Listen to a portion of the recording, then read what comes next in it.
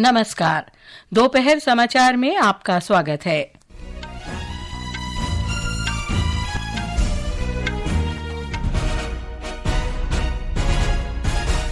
उत्तराखंड के अल्मोड़ा जिले में बस के खाई में गिरने से 36 लोगों की मृत्यु, 15 लोग घायल। राष्ट्रपति द्रौपदी मुर्मू और प्रधानमंत्री नरेंद्र मोदी ने हादसे पर दुख व्यक्त किया। झारखंड और महाराष्ट्र में विधानसभा चुनाव के लिए प्रचार जोरों पर। भाजपा के वरिष्ठ नेता और प्रधानमंत्री नरेंद्र मोदी ने झारखंड के गढ़वा में चुनावी रैली को संबोधित किया। केंद्रीय मंत्री प्रहलाद जोशी ने नई दिल्ली में अंतर्राष्ट्रीय सौर गठबंधन के 7वें सत्र को संबोधित किया। कहा, भारत ने 90 गीगावाट की स्थापित सौर क्षमता हासिल की। अमेरिका में राष्ट्रपति चुनाव के लिए कल मतदान होगा। रिपब्लिकन उम्मीदवार डोनाल्ड ट्रंप और डेमोक्रेटिक नेता कमला हैरिस के बीच कड़ी टक्कर की संभावना। यूएस फेडरल रिजर्व की बैठक से पहले निवेशकों के सतर्क रुख अपनाने से घरेलू शेयर सूचकांक में 1.5% से अधिक की गिरावट। और टेबल टेनिस में भारत के हरमीत देसाई ने वेनेजुएला में WTT फीडर काराकास में दोहरे खिताब जीते। दोपहर समाचार के साथ मैं लवली निगम।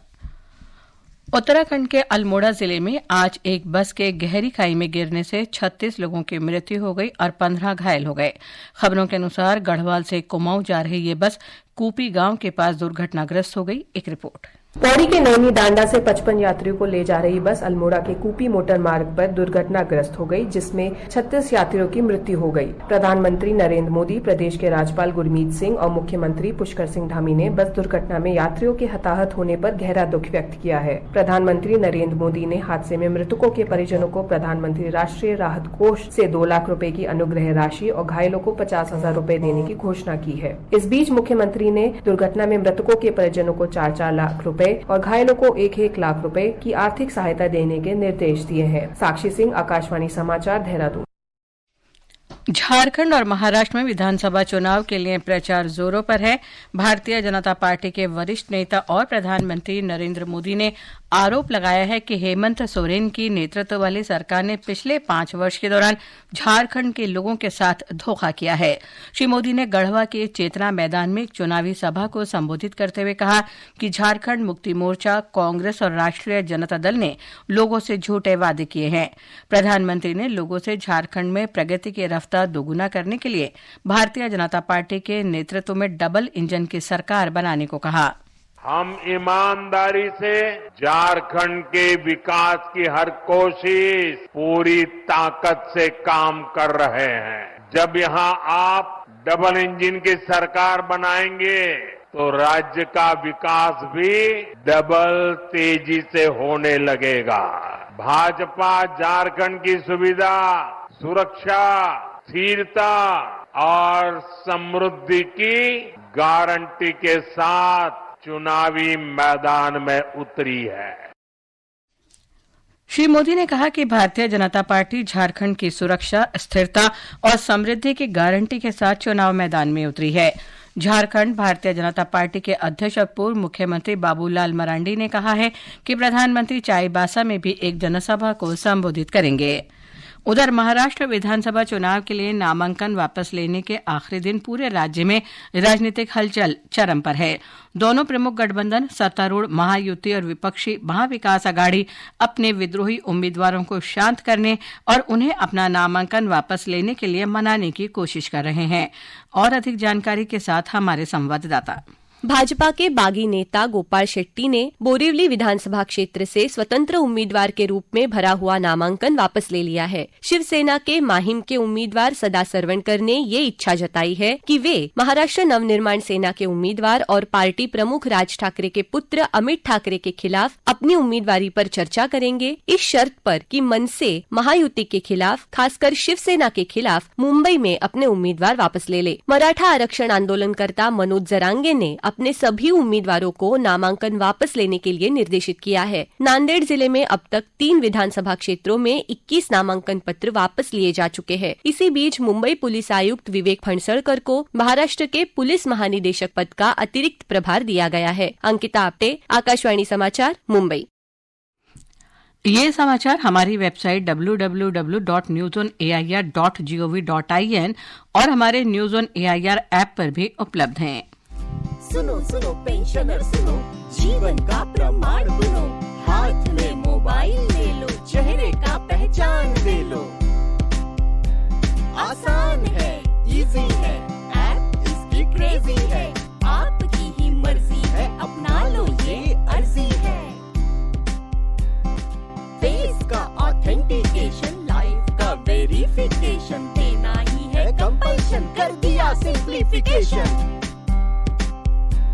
कहीं जाने की जरूरत कहाँ, फेस ऑथेंटिकेशन जहाँ, फिर भी जाने की जरूरत जहाँ, डीएलसी के कैंप वहाँ। कभी जाने की जरूरत कहाँ, DOPPW जहाँ, हम लोगों का पहल अनोखा, बदला भारत कर धमाका। दोपहर समाचार में आपका फिर स्वागत है। नवीन और नवीकरणीय ऊर्जा मंत्री प्रहलाद जोशी ने आज कहा कि भारत ने वर्ष 2030 तक 500 गीगावाट नवीकरणीय ऊर्जा क्षमता हासिल करने के लक्ष्य में 90 गीगावाट सौर क्षमता स्थापित कर ली है। श्री जोशी नई दिल्ली में अंतर्राष्ट्रीय सौर गठबंधन के 7वें सत्र के उद्घाटन समारोह को संबोधित कर रहे थे। उन्होंने कहा कि सरकार ने 37.5 गीगावाट की नवीकरणीय क्षमता वाले 50 सौर पार्कों को मंजूरी दी है। उन्होंने कहा कि इस वर्ष वैश्विक सौर क्षेत्र के लगभग 2 टेरावाट स्थापित सौर फोटोवोल्टिक क्षमता तक पहुंचने की पूरी संभावना है। Solar energy, once just a vision, is now a powerful reality, leading the world toward a cleaner and more sustainable path. In 2024, the global solar sector is set to reach approximately 2 terawatt of the installed solar photovoltaic capacity. उपराष्ट्रपति जगदीप धनखड़ ने कहा है कि प्रशासनिक अधिकारियों को राष्ट्रवाद के मूल्यों के साथ बिना किसी पक्षपात के सभी भारतीय नागरिकों की सेवा के लिए प्रतिबद्ध रहना चाहिए। उन्होंने आज नई दिल्ली में भारतीय लोक प्रशासन संस्थान IIPA की 70वीं वार्षिक बैठक की अध्यक्षता करते हुए ये बात कही। इस अवसर पर उपराष्ट्रपति ने अकादमिक उत्कृष्टता के लिए पॉल H. एपलबी पुरस्कार और डॉक्टर राजेंद्र प्रसाद पुरस्कार सहित कई पुरस्कार प्रदान किए। विदेश मंत्री डॉक्टर एस जयशंकर ने आज ब्रिस्बेन में भारत के नए महावाणिज्य दूतावास का उद्घाटन किया। डॉक्टर जयशंकर ने इस अवसर पर कहा कि ये दूतावास क्वींसलैंड के साथ भारत के संबंधों को मजबूत बनाने, व्यापार बढ़ाने, शैक्षणिक संपर्क का विस्तार करने और भारतीय मूल के लोगों को सुविधा पहुंचाने में योगदान देगा। उन्होंने इसे भारत और ऑस्ट्रेलिया के निरंतर मजबूत होते द्विपक्षीय संबंधों में मील का पत्थर बताया। विदेश मंत्री ने कहा कि इस महावाणिज्य दूतावास से प्रधानमंत्री नरेंद्र मोदी का ऑस्ट्रेलिया में रहने वाले भारतीय समुदाय के लोगों से पिछले वर्ष किया गया वादा पूरा हो गया है। उन्होंने क्वींसलैंड के गवर्नर डॉक्टर जेनेट यंग से भी मुलाकात की। अमेरिका में 47वें राष्ट्रपति के चुनाव के लिए कल मतदान होगा। रिपब्लिकन उम्मीदवार डोनाल्ड ट्रंप और डेमोक्रेटिक नेता कमला हैरिस के बीच कड़ी टक्कर होने की संभावना है। एक रिपोर्ट।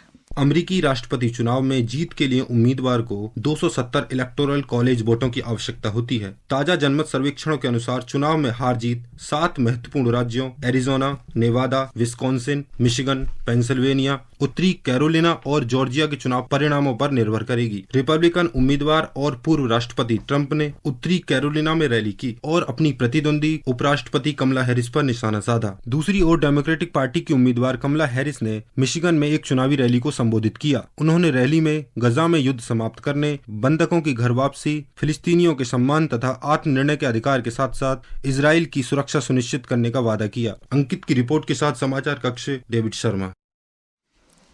भारत और अल्जीरिया ने आज द्विपक्षीय रक्षा सहयोग पर समझौता ज्ञापन पर हस्ताक्षर किए। इस समझौते से दोनों देशों के बीच रक्षा साझेदारी और रणनीतिक हितों को बढ़ावा मिलेगा। सेना और अधिकारियों की उपस्थिति में प्रमुख रक्षा अध्यक्ष जनरल अनिल चौहान और पीपुल्स नेशनल आर्मी के चीफ ऑफ स्टाफ सईद चनेगुहा ने समझौते पर हस्ताक्षर किए। मध्य प्रदेश सरकार ने उमरिया जिले के बांधवगढ़ टाइगर रिजर्व क्षेत्र में पिछले दिनों 10 जंगली हाथियों की मौत के बाद फील्ड डायरेक्टर और सहायक वन संरक्षण को निलंबित कर दिया है। एक रिपोर्ट। हाथियों की मृत्यु के बाद वन राज्य मंत्री दिलीप अहिरवार के नेतृत्व में वरिष्ठ अधिकारियों के एक दल ने इस क्षेत्र का भ्रमण किया था। प्रारंभिक रिपोर्ट में कोई कीटनाशक नहीं पाया गया है। पोस्टमार्टम की विस्तृत रिपोर्ट आना शेष है। उधर मुख्यमंत्री डॉक्टर मोहन यादव ने उमरिया से लौटे उच्च स्तरीय दल से हाथियों की मृत्यु के संबंध में विस्तार पूर्वक जानकारी हासिल की। वन राज्य मंत्री और अपर मुख्य सचिव वन अशोक वर्णवाल ने विभिन्न पहलुओं की जाँच और अध्ययन का विवरण दिया। डॉक्टर यादव ने कहा कि प्रदेश में राज्य स्तरीय हाथी टास्क फोर्स गठित किया जाएगा ताकि हाथी मानव सह अस्तित्व सुनिश्चित करने के लिए हाथी मित्र भी बनाए जाएंगे। संजीव शर्मा, आकाशवाणी समाचार, भोपाल। केंद्रीय मंत्री रवनीत सिंह बिट्टू ने कनाडा में मंदिर और धार्मिक पूजा स्थल पर हुए हमले की कड़ी निंदा की है। श्री बिट्टू ने सोशल मीडिया पोस्ट में आरोप लगाया कि प्रधानमंत्री जस्टिन ट्रूडो कनाडा में भारतीय प्रवासियों को विभाजित कर रहे हैं। उन्होंने कहा कि भारत में सिख और हिंदू सद्भाव में रहते हैं, लेकिन कनाडा में उन्हें एक दूसरे के खिलाफ खड़ा किया जा रहा है। ये समाचार आकाशवाणी से प्रसारित किए जा रहे हैं। ताज़ा समाचार जानने के लिए आप हमारे social media handle X @AIR News Hindi को फॉलो कर सकते हैं। अमेरिकी राष्ट्रपति चुनाव और इस सप्ताह फेडरल रिजर्व की बैठक से पहले निवेशकों के बीच सतर्कता के कारण बैंकिंग, वित्तीय और IT शेयरों में बिकवाली के कारण घरेलू शेयर बाजार सूचकांक सेंसेक्स और निफ्टी आज 1.5% से अधिक गिर गए।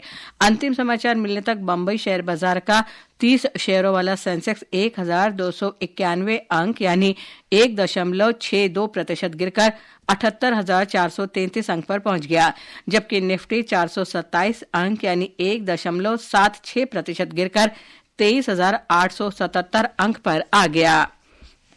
रेलवे छठ पर्व के मद्देनजर यात्रियों की सुविधा और सुगम यात्रा के लिए 185 विशेष रेलगाड़ियों का संचालन कर रहा है। उत्तर रेलवे के मुख्य जनसंपर्क अधिकारी हिमांशु शेखर उपाध्याय ने आकाशवाणी समाचार से बातचीत में बताया कि छठ पर्व मनाने जा रहे यात्रियों की सुगम यात्रा के लिए मांग आधारित ट्रेन भी चलाई जा रही हैं। छठ पर्व को देखते हुए उत्तर रेलवे द्वारा जाने वाले लोगों को उनके घरों तक पहुंचाने के लिए विशेष प्रबंध किए गए हैं। नॉर्मल ट्रेन के अलावा आज दिल्ली एरिया से 25 स्पेशल ट्रेन पूर्वी उत्तर प्रदेश, बिहार, झारखंड, बंगाल, असम अर्थात पूरी भारत के क्षेत्रों को जाएंगी और ये जो रूटीन में हमारी करीब 50 ट्रेन चलती हैं उनके अलावा होंगी। इसके अतिरिक्त हम ट्रेन ऑन डिमांड भी चलाएंगे जो कंप्लीट जनरल कोचेज वाली होंगी। रेलवे बोर्ड के चेयरमैन सतीश कुमार ने देर रात नई दिल्ली रेलवे स्टेशन का दौरा किया और यात्रियों को दी जा रही सभी व्यवस्थाओं और सुविधाओं का जायजा लिया। डॉक्टर अरविंद पनगड़िया की अध्यक्षता में 16वें वित्त आयोग का एक प्रतिनिधिमंडल 4 दिवसीय यात्रा पर आज नागालैंड पहुंचेगा। प्रतिनिधिमंडल राज्य की वित्तीय योजना और विकास पहलों से संबंधित प्रमुख मौद्रिक मुद्दों की समीक्षा और चर्चा करेगा। वित्त आयोग का प्रतिनिधिमंडल कोहिमा में मुख्यमंत्री नेफ्यू रियो, उनके मंत्रिमंडल और वरिष्ठ सरकारी अधिकारियों से मुलाकात करेगा। भारत के हरमीत देसाई ने आज वेनेजुएला में विश्व table tennis feeder Caracas tournament में पुरुष सिंगल्स और मिक्स्ड डबल्स में जीत दर्ज कर दोहरे खिताब जीते। मिक्स्ड डबल्स में देसाई और उनकी जोड़ीदार कृतिका रॉय ने क्यूबा के जॉर्ज कैंपोस और डेनियला फुंसका कैराजाना की जोड़ी को संघर्षपूर्ण मुकाबले में 3-2 से हराया। इससे पहले उन्होंने चीन के वांग काइबो और लियो शुनराय को सीधे सेटों में हराकर फाइनल में प्रवेश किया था। हरमीत देसाई ने पुरुष सिंगल्स में भी शानदार प्रदर्शन किया। उन्होंने फ्रांस के जोसेफ फ्राइड को 3-0 से हराया। इससे पहले उन्होंने पुर्तगाल के जोआओ मोंटेiro को हराकर फाइनल में प्रवेश किया था। देसाई की सफलता अंतर्राष्ट्रीय टेबल टेनिस में भारत के बढ़ते प्रभुत्व को दर्शाती है। भारतीय विकेटकीपर बल्लेबाज रिद्धिमान साहा ने क्रिकेट से संन्यास की घोषणा की है।